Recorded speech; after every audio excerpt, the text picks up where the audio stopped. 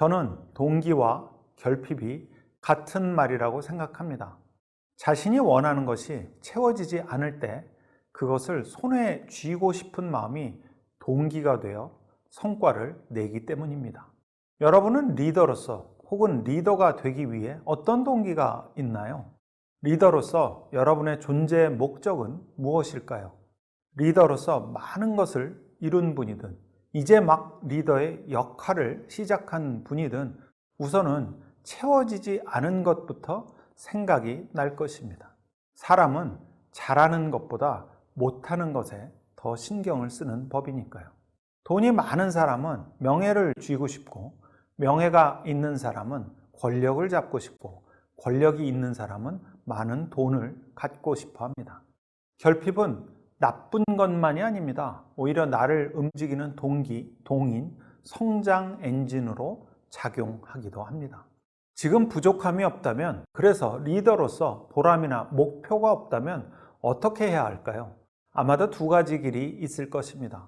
첫 번째 길은 현 상태에서 멈추고 성과를 즐기는 방법입니다. 은퇴한 백만장자 창업자나 엄청난 스톡옵션을 받은 전직 CEO들처럼 말이죠.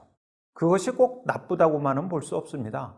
자신이 이룬 현재 상태에 만족했다면 리더의 역할을 내려놓고 새로운 역할을 찾으면 되기 때문입니다. 이들은 자신이 가진 여유를 바탕으로 새로운 인물을 키우거나 도우려고 합니다. 이끄는 것이 아니라요. 두 번째 길은 리더가 자신의 자리에서 멈추지 않고 자신의 결핍을 파악하고 그것을 동력 삼아 다시 움직이는 것입니다. 테슬라의 CEO 일론 머스크는 사람들이 믿지 못할 만큼의 목표를 달성해 보여주고 싶었다고 합니다.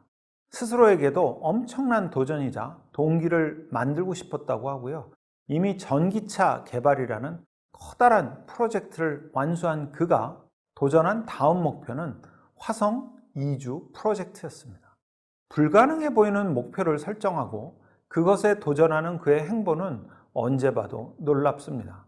한 분야를 선도하는 리더가 되고자 한다면 이렇듯 늘 목마름이 있어야 합니다.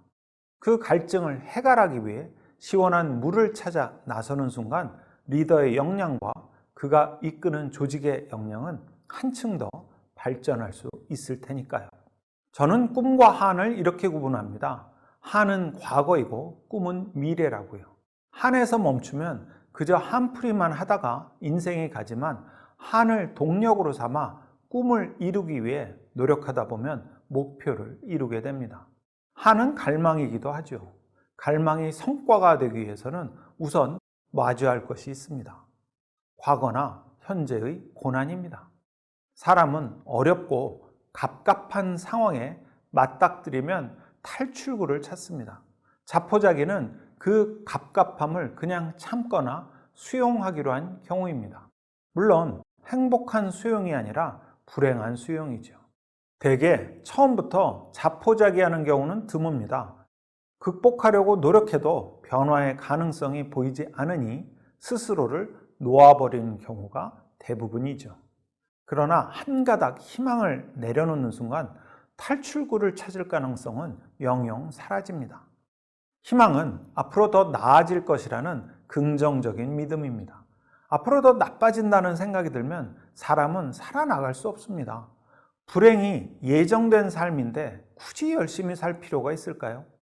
조직을 이끄는 리더가 희망과 비전을 보여주는 그런 사람이어야 하는 이유가 여기 있습니다.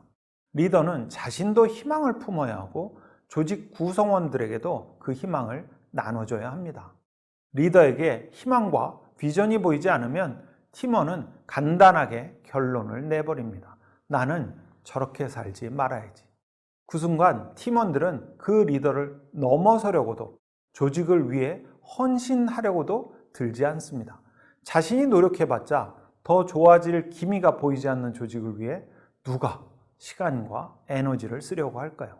희망과 비전을 제시하는 리더가 되기 위해서는 우선 성과에 대해 제대로 정의할 줄 알아야 합니다.